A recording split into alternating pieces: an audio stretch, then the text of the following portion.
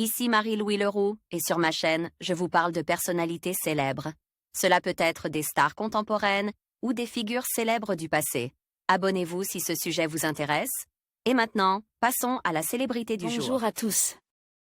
Aujourd'hui, je vous invite à plonger dans l'univers fascinant de Philippe Catherine. Dans cette vidéo, nous allons explorer sa carrière unique, ses influences musicales et son style inimitable. Je vais également partager avec vous quelques anecdotes surprenantes et vous faire découvrir ses œuvres les plus marquantes. Restez avec moi pour un voyage au cœur de la créativité de cet artiste hors du commun. Fils d'une institutrice, Philippe Catherine est né le 8 décembre 1968 à Thouars, dans les Deux-Sèvres.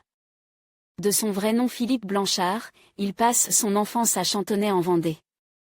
Après des études d'art plastique, sa carrière musicale commence en 1991 avec l'album Les mariages chinois. Bien accueilli par la critique et le public, son quatrième album Mes mauvaises fréquentations est suivi d'une tournée. Après le succès de son tube Luxor J'adore, 2006, l'artiste loufoque et décalé est récompensé par un globe de cristal de l'interprète masculin de l'année en 2007.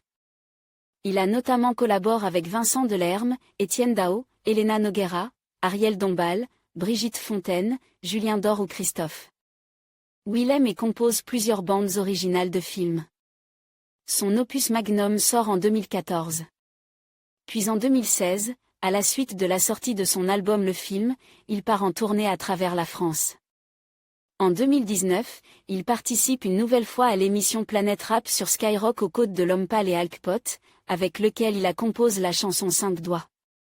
Le chanteur sort son nouvel album, Confession quelques mois plus tard, avec plusieurs grands noms de la chanson française, Lompal.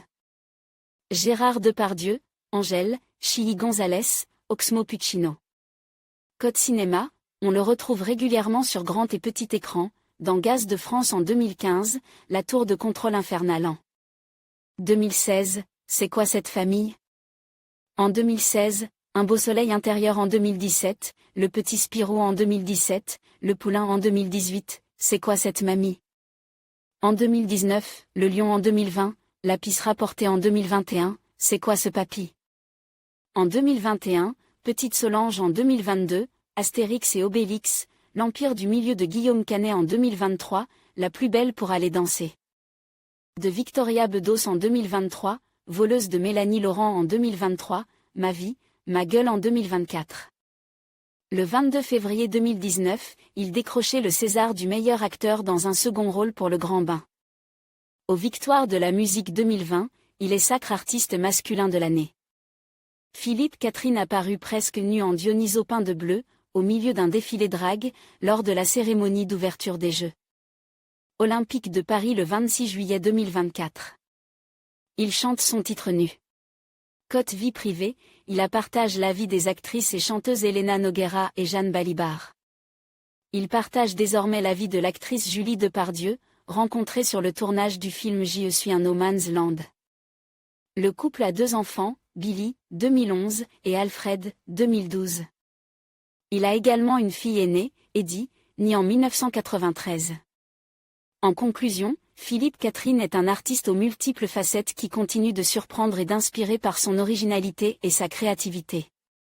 Sa musique, souvent teintée d'humour et de poésie, reflète une sensibilité unique qui résonne avec un large public.